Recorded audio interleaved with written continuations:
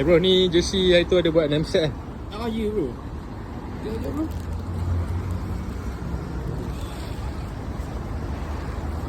Baik bro.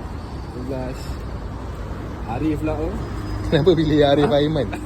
Sebab Arif ni kan Puma punya ambassador kan. So bagi yang Oh. up sikit kan Arif ambassador kan. Itu yang nak bagi yang up sikit kan.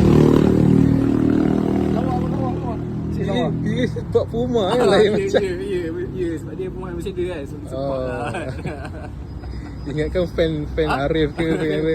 Fan juga. Dia Puma ambassador. So kita Kan kerja Puma ni. Kantoi. Itu ke discount lah.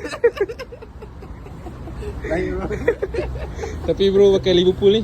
Tapi sebab fans Liverpool. Dia beri Fan kecil kan. Liverpool, So tak ada buat apa lah. So antara player favourite Liverpool season yang baru ni lah. Yang baru ni. Yang baru ni memang Szoboszlai lah kita. Szoboszlai?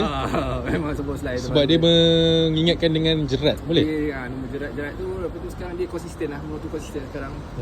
Sebab tu memang the only player yang perform lah sekarang kan. Walaupun sekarang Liverpool tengah Dia defend power, yes, attack power. attack power memang control lah. Dalam banyak player memang dia lah kot yang paling terbaik lah, the best lah.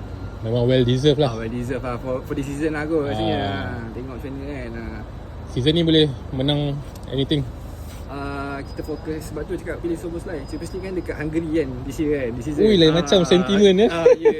Lepas tu kita fokus more to Champions League lah kot. Premier League tu macam Sebab dah rasa.